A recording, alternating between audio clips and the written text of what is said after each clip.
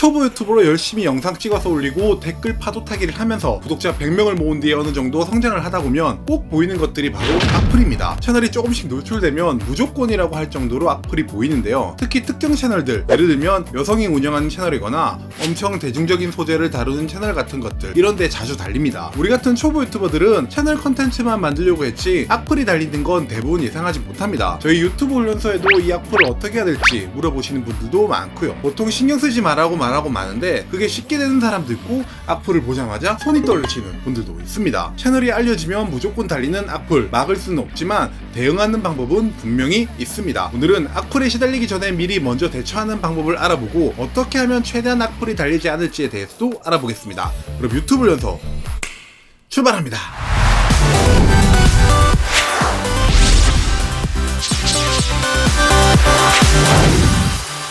네, 안녕하세요. 유튜브 연서장 블레이즈입니다.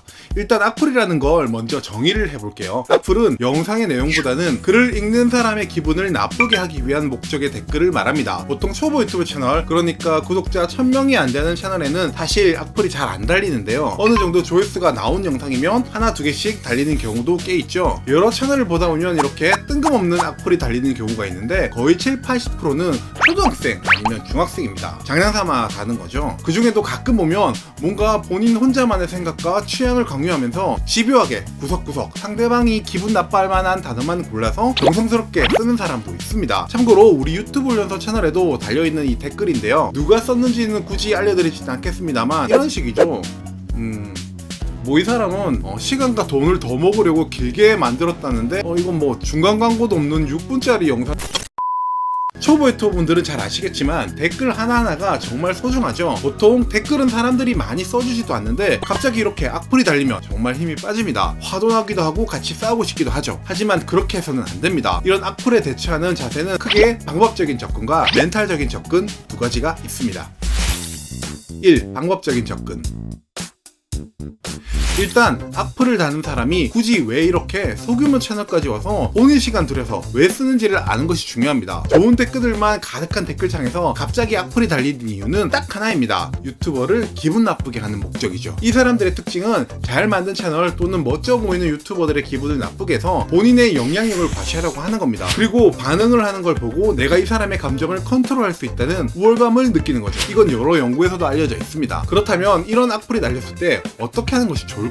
범죄 심리학 중에 깨진 유리창 이론이라는 게 있습니다. 미국의 범죄학자 제임스 윌슨이라는 사람이 발표한 이론인데요. 한마디로 깨진 유리창을 방치하면 그 유리 너머로 도둑이 들고 그러고도 계속 방치하면 물건이 부서지고 불도 지르게 된다는 이론입니다. 따라서 악플이 처음 달렸을 때의 대처가 제일 중요합니다. 이 대처는 악플러에게 맞서 싸우라는 것이 아닙니다. 화가 나서 감정적으로 대응하면 더욱 댓글을 심하게 집요하게 달기 시작할 겁니다. 거기에 또 맞서서 답글을 달고 하게 되면 관련 내용들이 점차 많아지고 그러면 또 다른 악플러도 참여합니다. 나중에는 댓글 대부분이 악플러들이 점령해 버릴 수도 있습니다. 그렇기 때문에 악플을 발견하는 순간 바로 보이지 않게 하셔야 됩니다. 하지만 삭제를 하는 건 추천하지 않습니다. 삭제를 했다는 것도 반응을 했다는 거니까요. 왜 내 댓글을 삭제했냐고 또 다른 댓글이 달리기 시작할 수도 있으니까요. 그렇기 때문에 유튜브에서는 정말 좋은 기능을 뒀습니다. 바로 채널에서 사용자를 숨기는 기능이죠. 사용 방법을 알아볼게요. 일단 악플은 첫 줄만 딱 읽어봐도 아시죠? 아까 그 댓글을 읽어보면 한 문장이 비꼬는 게 아니라 라는 말로 시작하죠. 이 말만 읽으면 비꼬겠다는 뜻입니다. 이런 악플들은 시간 내서 끝까지 읽을 필요는 없죠. 바로 오른쪽에 보면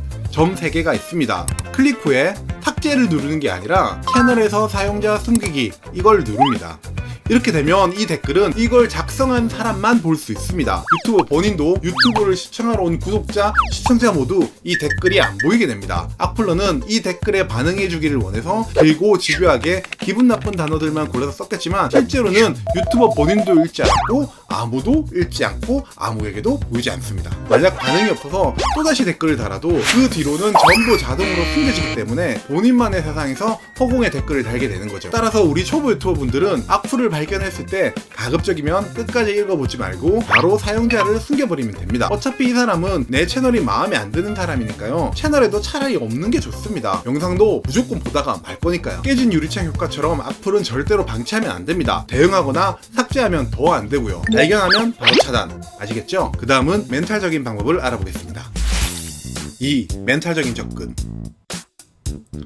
마음먹기로는 악플 안 읽고 차단해야지 하다가도 갑자기 발견하거나 읽다 보면 악플이구나를 알게 될 때도 있습니다. 어찌되었던 기분은 상합니다. 어쩔 때는 내가 뭘 잘못했다고 이렇게 심한 말을 하는가 싶기도 하죠. 그렇기 때문에 댓글을 읽기 전에 먼저 이 멘탈부터 잡아놓고 읽어봅시다. 이렇게 마음을 먹으면 생각보다 전혀 마상을 입지 않습니다. 방법은 나라는 사람과 유튜브에 나오는 나는 다르다고 생각을 하는 겁니다. 예를 들어 어떤 연기자가 악역을 기가 막히게 잘했다면 사람들이 욕을 해도 연기자가 연기한 악당을 향한 욕입니다. 연기자 본인이 욕을 먹는 게 아니죠. 그 캐릭터가 욕을 먹는 거니까요. 마찬가지입니다. 유튜브에 나오는 나는 나라는 사람 그 자체를 오롯이 보여주지는 못합니다. 그냥 유튜브에 나오는 유튜버라는 사람을 보여줄 뿐이죠. 내가 기획한 스타일대로 내가 보여지게 만들 뿐 나의 전부는 아닙니다. 내가 얼마나 나를 잘 포장해도 100% 모든 사람들에게 좋게 보여줄 수는 없는 거죠. 그러니 분명 마음에 들지 않는 사람도 나올 거고 싫어하는 사람도 나오게 됩니다. 따라서 유튜브를 하면서 이 얼굴을 공개했다면 절대 본명을 걸지 말라는 것도 이런 겁니다. 유튜브에 나오는 나는 내가 아니라 저 닉네임을 연기하는 사람인 거죠. 악플러가 악플을 달더라도 나라는 사람을 공격하는 게 아니라 저 유튜브에 나오는 사람을 공격한다고 생각하는 거죠. 진짜 나는 그 사이에서 지켜보는 거고요. 말이 좀 어렵죠? 예를 들면 우리 유튜브 훈련소에서 악플을 다는 누군가는 유튜브 훈련소장 이 블레이즈라는 사람에게 악플을 다는 거니까 저렇게 생각할 수도 있겠네 라는 정도만 여기는 거죠. 진짜 나는 제3자 입장으로서 이걸 만드는 나와 저기 나오는 유튜브 훈련소장 블레이즈의 모습 사이에서 어떻게 생각하는지 객관적으로 지켜보는 거죠. 자, 이게 쉽지만은 않지만 그렇다고 그냥 악플을 보는 거랑 이렇게 마음을 먹고 악플을 먹는 거랑은 큰 차이가 있습니다. 이 악플러는 저기 블레이즈한테 저렇게 생각하는 분에 차단해야지 이런 멘탈이죠. 계속 그런 마음으로 악플을 읽다 보면 점차 무뎌지고 내 멘탈은 온전히 지킬 수 있습니다. 사실 저 악플러는 나에 대해서 뭘 알겠습니까? 저렇게 화면에 나오는 저 닉네임의 유튜버만 봤을 뿐이죠.